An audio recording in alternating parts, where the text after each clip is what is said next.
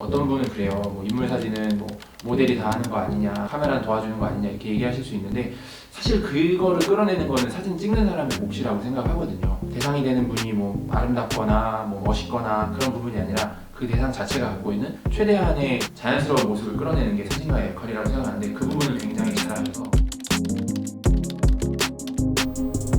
안녕하세요. 저는 바다 옆에서 사진 찍고 있는 사진 작가가 되고 싶은 정호영이라고 합니다.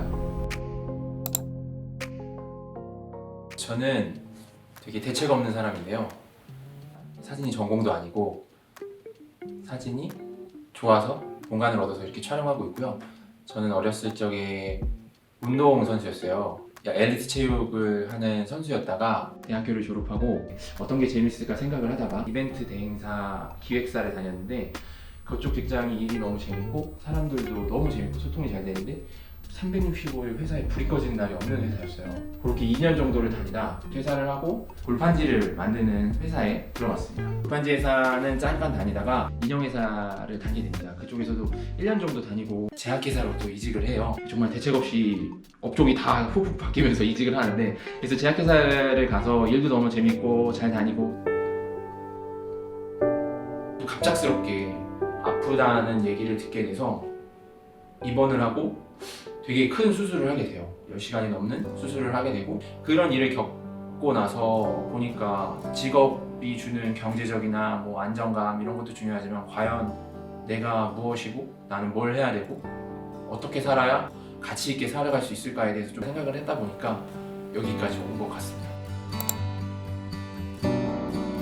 좀 몸이 많이 안 좋아져서 시간에 대해서 되게 소중하다는 거를 되게 많이 느끼게 되는 순간이 있었어요.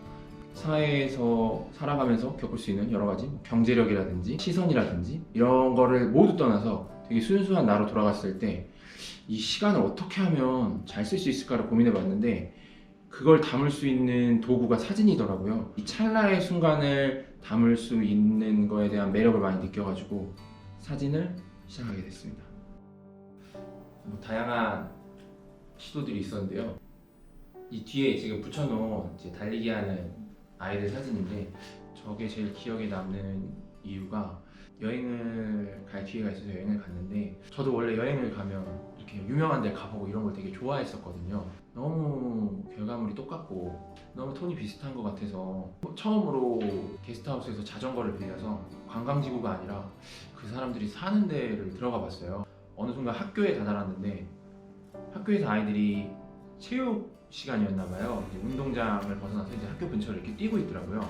그거를 제가 담고 싶어서 너무 급하게 우연치 않게 만난 기회라 자전거에 탄 채로 아이들을 따라가면서 카메라로 이렇게 찍었는데 그 찰나의 순간이 담긴 것도 너무 신기하고 뭐 지도도 안 보고 우연히 갔는데 우연히 또 그 친구들이 거기서 운동을 하고 있었고 그냥 그렇게 우연함의 연속이 만들어낸 결과물이 다른 어떤 조명을 쓰고 뭐 어딘가에 뭔가에 목적이 있어서 가고 이랬던 것보다 더 만족감이 있었고 더 재밌었던 것 같아서 다양한 시도들 중에 이렇게 시도하는 거를 그때부터 조금 더 재밌어 하는 것 같습니다.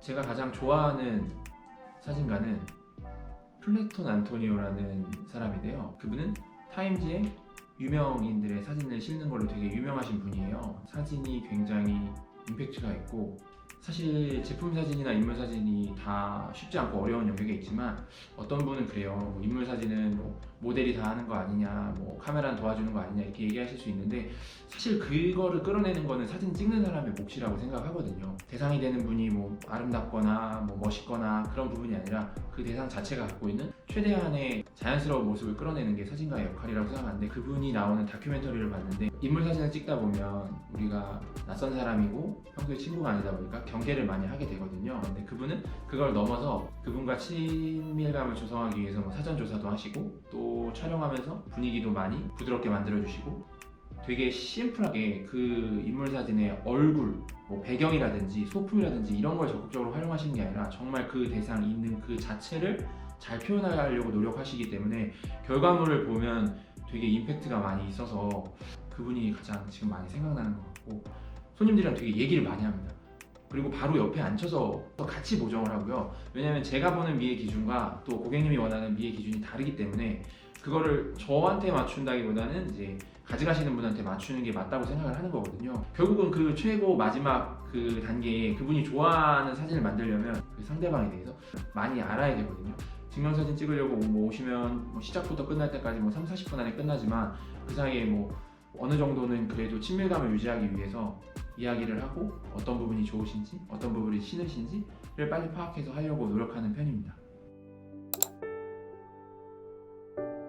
아프고 나서 느끼게 된 걸 수 있지만요, 조금 덜어내는 삶을 살다 보니까 정서적으로 되게 건강해지고 몸도 건강해진 것 같습니다. 그전에는 저도 평범한 사람이었기 때문에 타인과 비교하고 타인의 삶을 부러워하고 내가 갖지 못한 것에 대해서 되게 속상해하는 그런 게 있는 것 같아요. 결국은 그런 것들보다 내가 어떻게 느끼고 살아가는가가 중요한 것 같고, 좀 덜어내고 살다 보니 불편하지 않고 조금 더 나은 미래를 생각할 수 있는 것 같고 조금 더 사는 게 재밌어졌고, 산다는 건 힘들다라고 생각했는데 지금은 산다는 게 되게 행복한 일이고 매일 뭔가를 하고 누군가 얘기하고 뭘 먹고 마시고 한다는 게 너무 즐거운 일인 것 같아요.